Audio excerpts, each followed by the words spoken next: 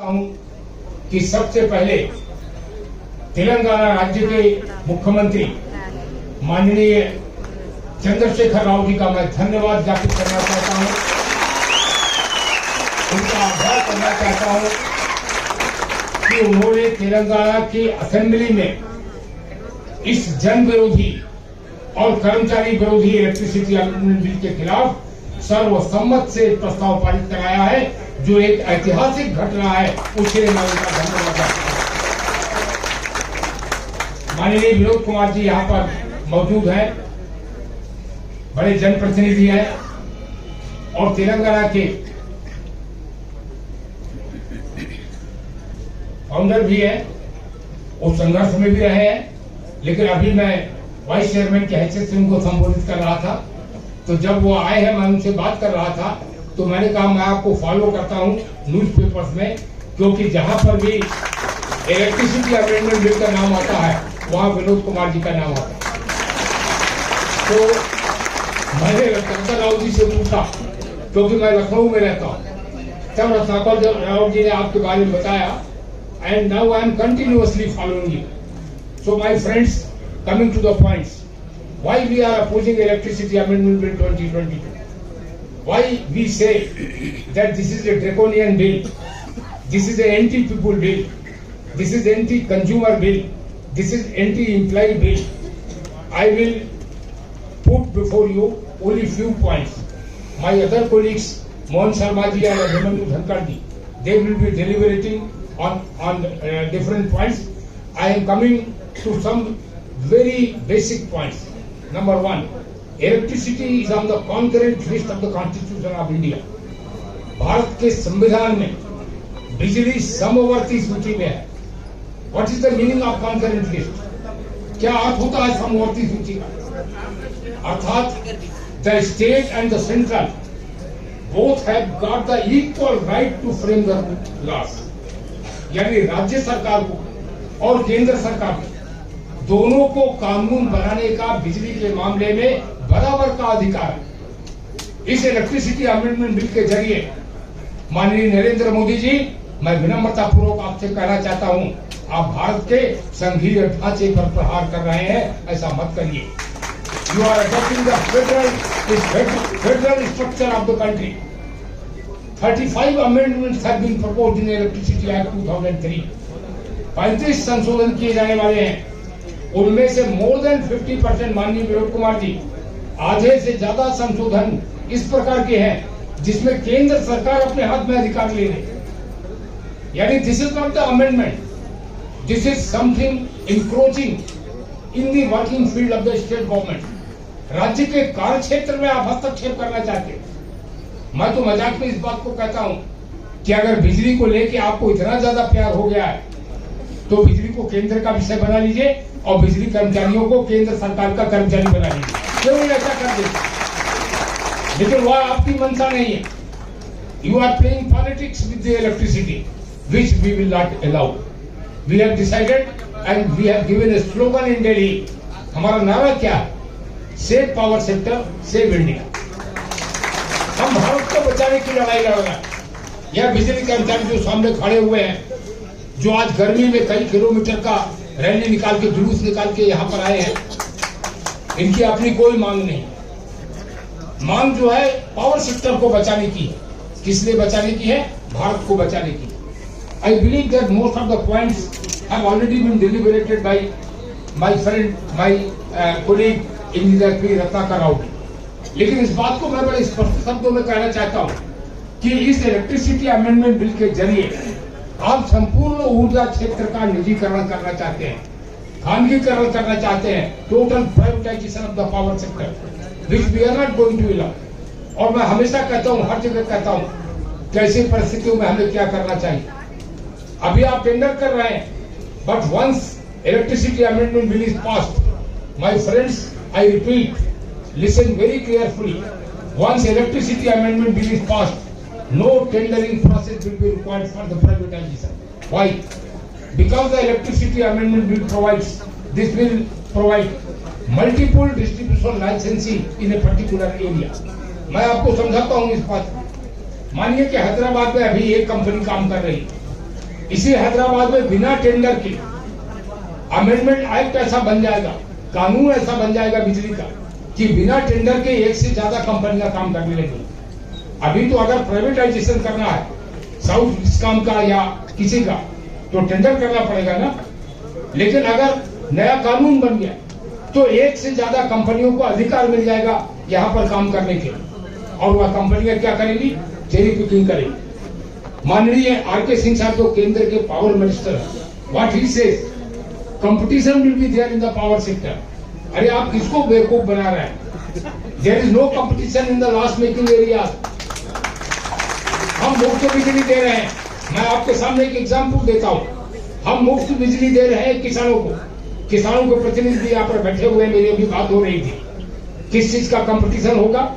क्या टाटा और अदानी आके किसानों को मुफ्त बिजली देंगे, उसके साथ कुछ पैसा भी देंगे, कोई चेक भी देंगे? क्या साथ में कंपटीशन तो तब हुआ ना, अभी माननीय चंद्रशेखर राव जी मुफ्त बिजली दे रहे हैं। अगर अदानी जी आए और मुफ्त बिजली के साथ कोई चेक भी दे, तब तो माना जाएगा कंपटीशन हो गया, वो चेक मिल रहा है, अब वहां लोग चले जाएंगे। किसको बेवकूफ बना रहे हैं आप? Competition is possible only in the profit making area. हम अगर इंडस्ट्रीज को बिजली दे रहे हैं और उसमें 50 पैसा कमा रहे हैं, तो प्राइवेट कंपनियां आएंगी, वो कहेंगे हम 45 पैसा कमाएंगे, 5 पैसे की आपको छूट दे रहे हैं। इसको चेरी पिकिंग कहते हैं। They will be using our network will be of the government company. जो नेटवर्क बढ़ेगा, नए कंज्यूमर बढ़ेंगे, that work also will be done by the government company. Augmentation will be done by the government company. Strengthening will be done by the government company. New substations, new transformers, new lines, everything will be done by the government company.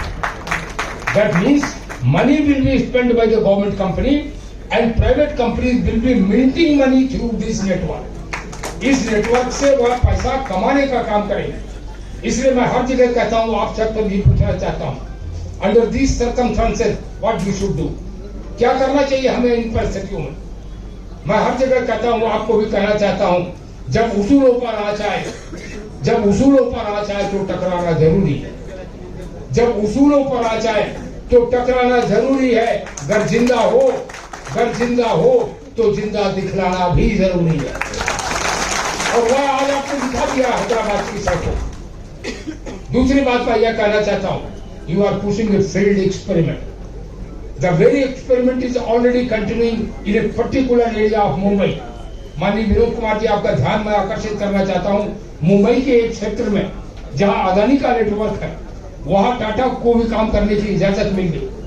And only 1500 consumers switched over from Adani to Tata. And what Adani did, Adani ने pass through कर दिया वो सारे charges जो थे वह टाटा के ऊपर, और टाटा ने वह सारे चार्जेस जो है कंज्यूमर्स के बिल में पास थ्रू कर दिया। अब कंज्यूमर्स बेचारे मुकदमा लड़ रहे हैं। Same experiment you want to put in Hyderabad also, same experiment you want to put in other parts of the country also. This is not acceptable, यह स्वीकार्य नहीं है। और आज आपने यहाँ पर सन्नाटा तोड़ा। मैं हर जगह इस बात को कहता हूँ, पार्लियामेंट में जिस तरीके से बिल को रखा गया, it was totally undemocratic. What is the procedure?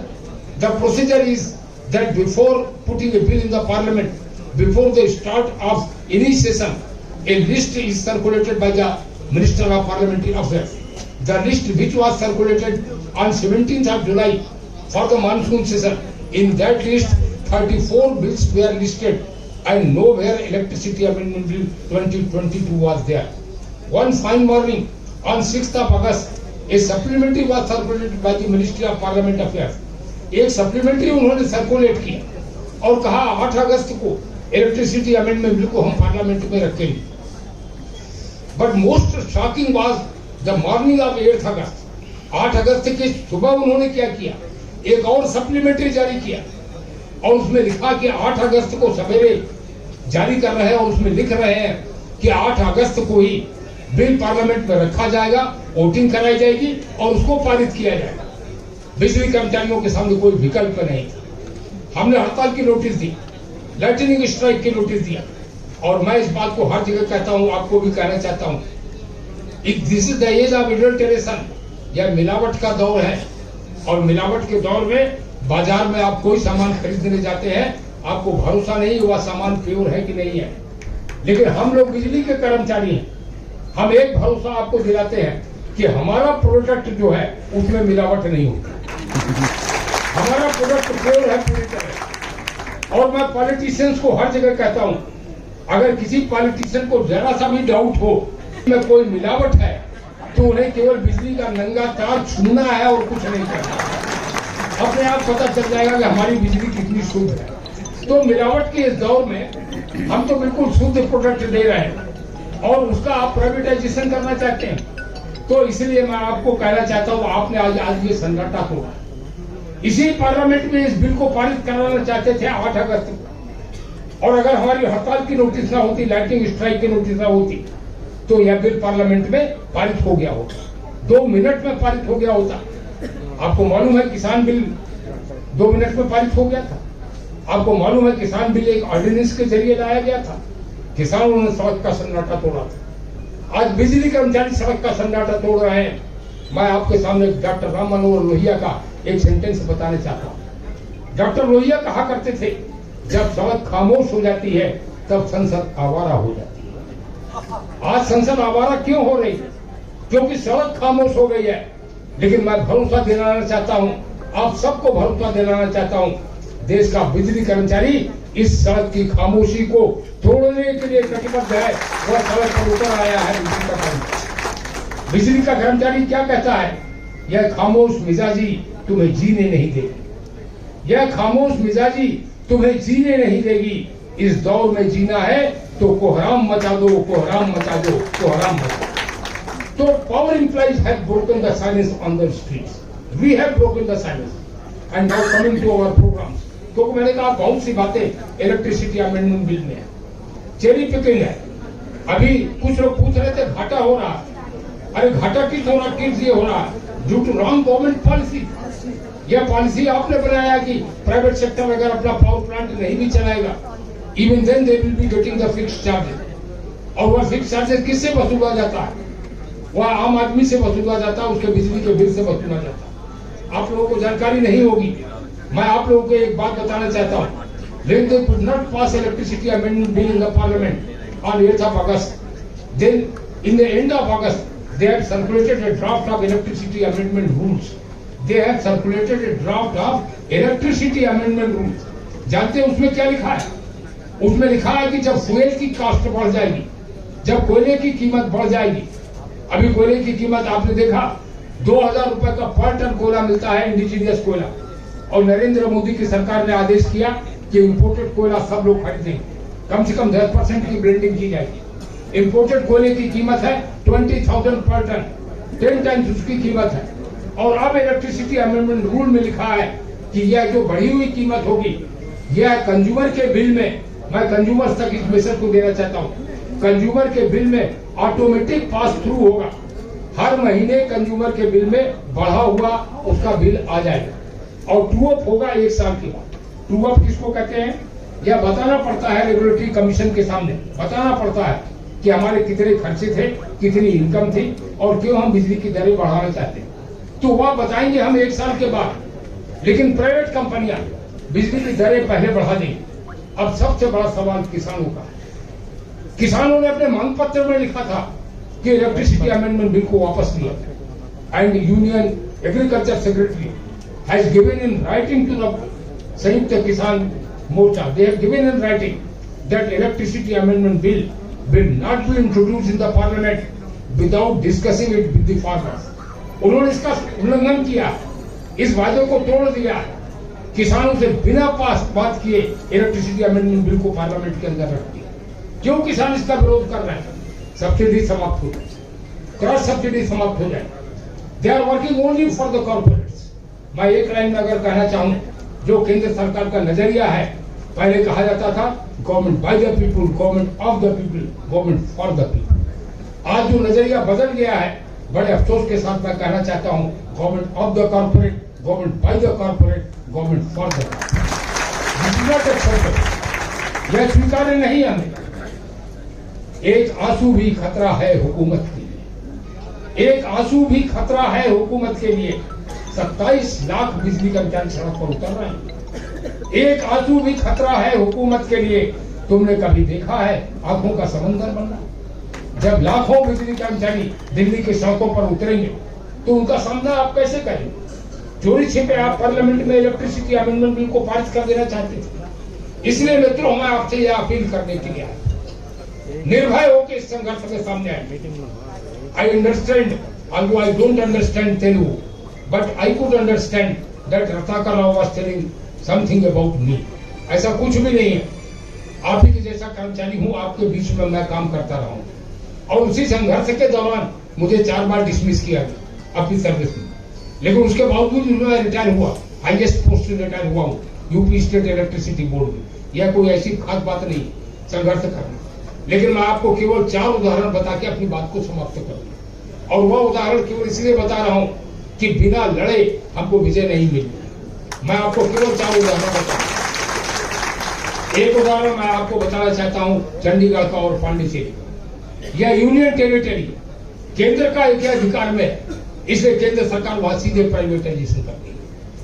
अभी 10 दिन पहले रत्नाकर राव भी मेरे साथ थे, we were at Puducherry, and when we met with the chief minister of Puducherry, Rangaswamy ji, then I put before him that why you are privatizing Puducherry. Losses of the Puducherry are only 11.5%. Central government का standard है 15% losses होने चाहिए। Losses in Puducherry are only 11.5%। Puducherry power department is in profit. Puducherry में 5 साल से tariff revise नहीं हुआ है, and the tariff of Puducherry is cheapest among all the states of the southern India. सबसे सस्ता, उनके पास इसका कोई जवाब नहीं था। रंगास्वामी ने कहा कि ऊपर से यह सब दबाव है, सेंट्रल गवर्नमेंट का यह दबाव। हमने उनसे कहा आप सेंट्रल गवर्नमेंट से पूछिए, तो उल्टे उन्होंने मुझसे पूछा कि शैलेंद्र जी ये बताइए what happened at Jammu and Kashmir and what happened at Varanasi. बस यही 2 बातें आपको मैं बताना चाहता हूँ। क्यों पूछा उन्होंने? Because Jammu and Kashmir is A union territory, but Jammu and Kashmir is directly looked after by Honorable Amit Shah ji. He is Home Minister of India. Why Varanasi?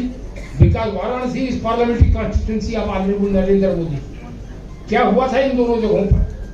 Jammu Kashmir में पिछले साल निर्णय लिया गया कि पावर डिपार्टमेंट का प्राइवेटाइजेशन किया जाए, बैकडोर से प्राइवेटाइजेशन करने के 33 केवी सब स्टेशन को स्टेट ट्रांसमिशन यूटिलिटी में मर्ज करके पीजीसीआईएल के साथ ज्वाइंट वेंचर कंपनी और फिर अदानी को हैंडओवर करने का ड्राफ्ट तैयार हो गया। 17 दिसंबर की बात है। जम्मू कश्मीर के बिजली कर्मचारियों ने मुझसे बातचीत किया। मैंने कहा मैं आ रहा हूं जम्मू कश्मीर, आप लोग हड़ताल का नोटिस दीजिए। और 17 दिसंबर से जम्मू कश्मीर के पावर एम्प्लॉयज स्ट्राइक पर निकल गए। Army was called there. मैं समझता हूँ ये सब जानकारी आप लोगों को होगी।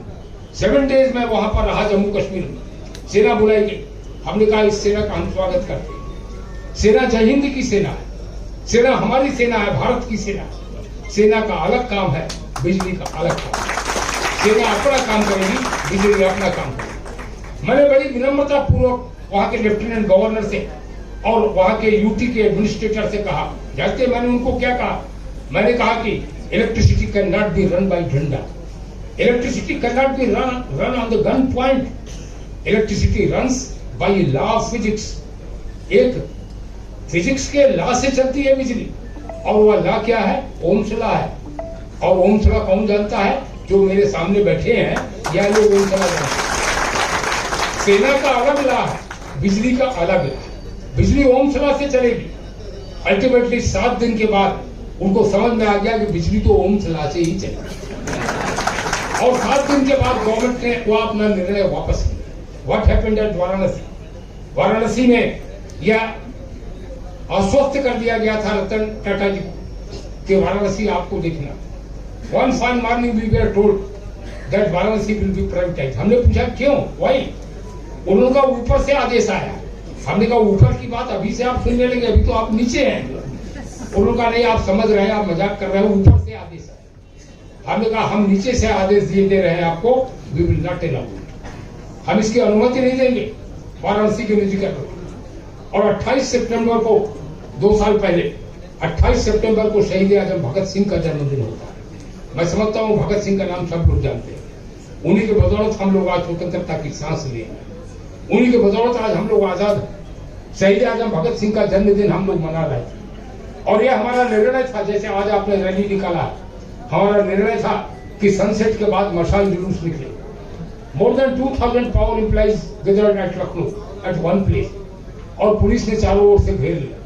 Then police commissioner came to me और मुझको समझाने लगे कि शैलेंद्र जी आपको अनुमति नहीं है। मैंने पूछा किस चीज की अनुमति नहीं? स्वतंत्र भारत में शहीद आजम भगत सिंह का जन्मदिन मनाने की अनुमति नहीं है?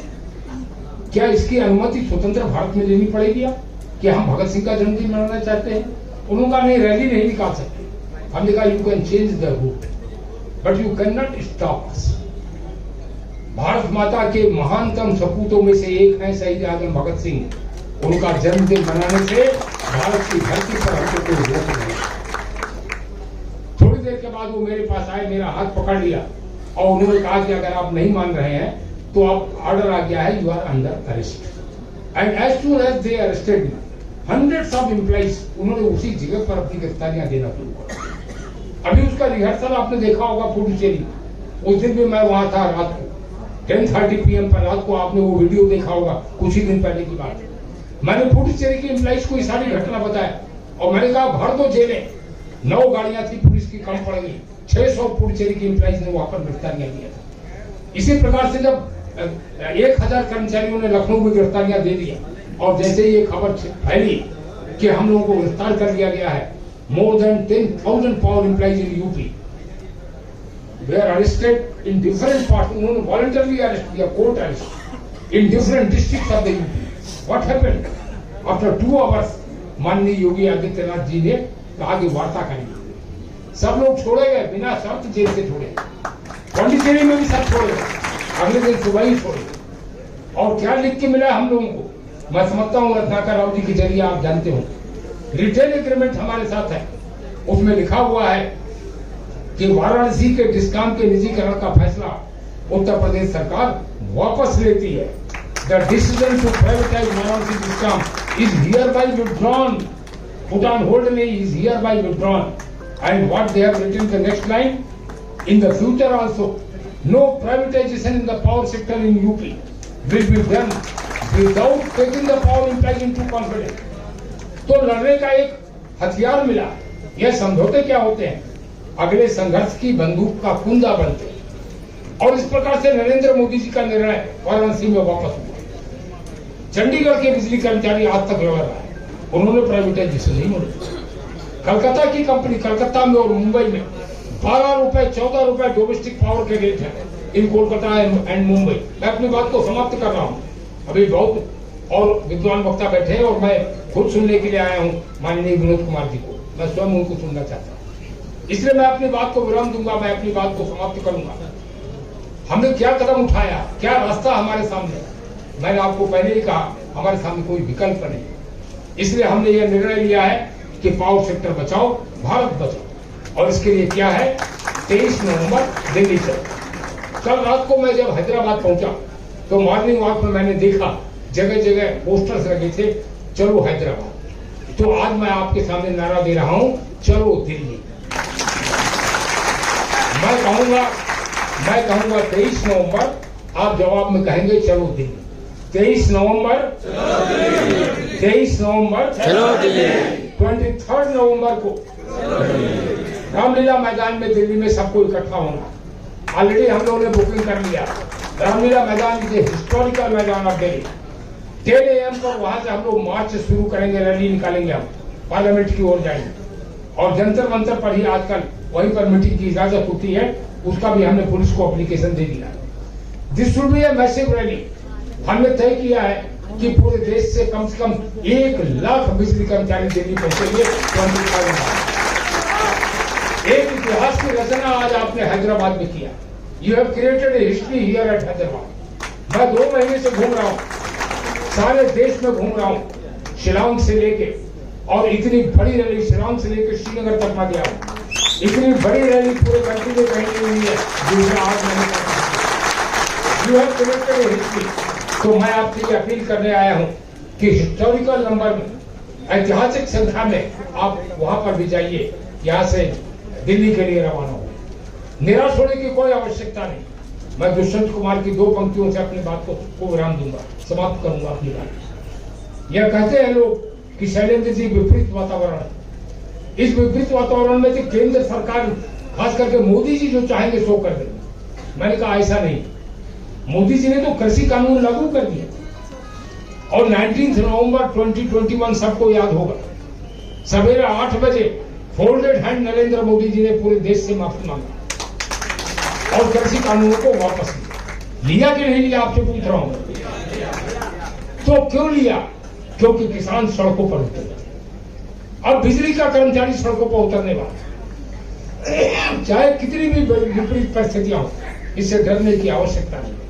दुष्यंत कुमार की 2 पंक्तियां हैं, हवा तो है ही मुखालिफ, मुखालिफ का मतलब अगेंस्ट, हवा तो है ही मुखालिफ तू डराता है क्या, हवा तो है ही मुखालिफ तू डराता है क्या, लेकिन हवा का रुख देखकर कोई दीपक जलाता है क्या। ये मशाल हमने प्रज्वलित कर दिया है संघर्ष, और इस मशाल को लेके तेलंगाना के पूरे देश के लोग आगे बढ़े। और चूंकि मैंने अभी कृषि कानून की बातचीत की, इसलिए बहुत जरूरी है, मैं 1 मिनट में यह भी बताना चाहूंगा, क्योंकि यहाँ पर किसानों के प्रतिनिधि हैं, मैं समझता हूँ कुछ किसान भी यहाँ पर होंगे। How farmers will be affected. अगर एवरेज मान लिया जाए 7.5 हॉर्स पावर का प्राइवेट ट्यूबवेल है, तेलंगाना में तो 24 घंटे बिजली। Telangana is the only state in the country 24 घंटे बिजली के किसानों। लेकिन किसान अगर ट्यूबवेल के लिए उस बिजली का इस्तेमाल 6 घंटे भी करे तो 7.5 into 6 और हॉर्स पावर को किलोवाट में लाने के लिए 0.746 से मल्टीप्लाई कर दीजिए तो यह 31 यूनिट पर डे आता है। और 31 यूनिट का मतलब अगर 10 रुपए की बिजली हो जाएगी तो 310 रुपए की बिजली पर डे, 1 महीने में 10,000 रुपए की बिजली होगी। How the farmers will be able to pay, कैसे इसका भुगतान कर पाए।